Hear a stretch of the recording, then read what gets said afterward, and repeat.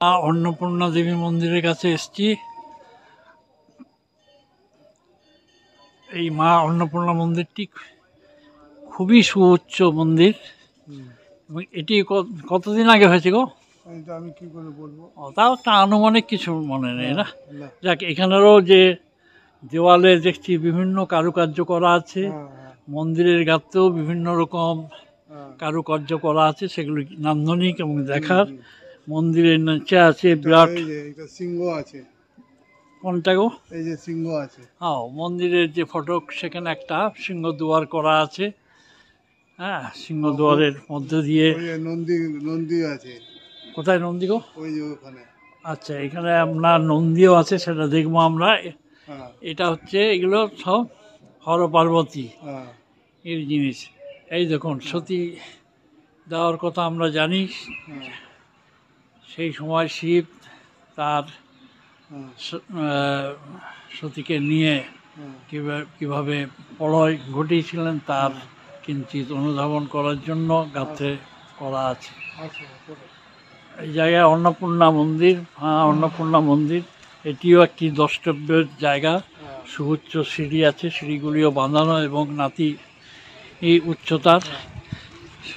সিঁড়ির এক জায়গা থেকে এলেও আপনারা দিঘির যে পরিবেশ সেটাও দেখতে পাবেন। ওই দেখুন যে বসে আছে আমাদের শিবের যে বাহন নন্দী মহারাজ।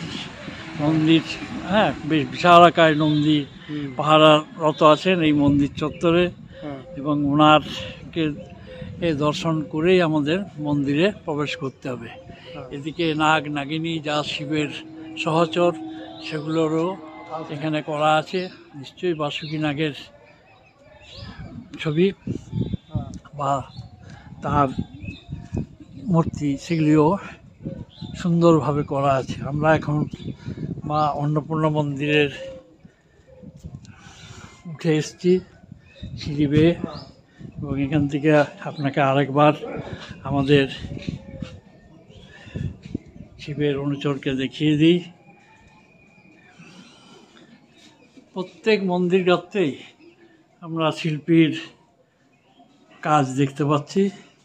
এখানে আছেন মা অন্নপূর্ণা দেবী, কি সুন্দর তার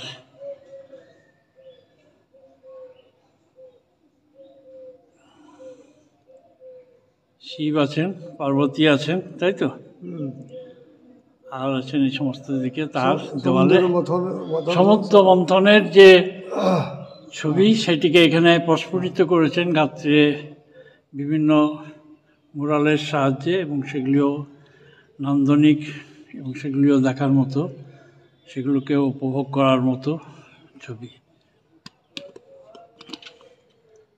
আমরা মা অন্নপূর্ণা মন্দিরের ভিতরে দেখি শিব এবং পার্বতীর মূর্তি আছে, সুন্দর মূর্তি, অপরূপা মূর্তি আমাদের পার্বতী দেবীর বা অন্নপূর্ণা দেবীর। আর মন্দিরের গাত্রে করা আছে সমুদ্র মন্থনের সেই চিত্র। সুন্দর মন্দির। আমরা প্রণত হই মায়ের কাছে। শিব এবং অন্নপূর্ণা দেবীর পদতলেই আছেন আমাদের সিদ্ধিদাতা গণেশ। সেই মূর্তিটি ছোট হলেও কী হবে, কিন্তু অনুপম তার দৃশ্য এবং সুন্দর কারুকার্যে তৈরি সেই মূর্তি। অন্নপূর্ণা দেবীর মন্দিরে আমরাও দেখতে পাচ্ছি একদিকে শিব আছেন, ব্রহ্মা আছেন, এবং কমলাসনে আছেন দেবী অন্নপূর্ণা। আমরা এই মন্দিরকে প্রণাম করে এক চক্র দিয়ে আসছি। এই যে যেটা আপনার সিংহদুয়ার বলছিলাম, সেটা এখান থেকে আরও প্রজ্বল্যমান। আমরা এখন দুদিকেই আছে কি? ও বাবা, এখানেও একটি নন্দী আছে, তাই তো? এটিও সুন্দর। দুই পাশে মন্দিরে অন্নপূর্ণা দেবীর মন্দিরের দুই পাশে আছে কিন্তু আমাদের নন্দী মহারাজ পাহারারত আছেন। মন্দিরটির অনুপম দৃষ্টি, থামগুলিও সুন্দর কারুকার্য করা, এবং এখান থেকে একটা নৈসর্গিক দৃশ্যও আমরা দেখতে পাচ্ছি চতুর্দিকে।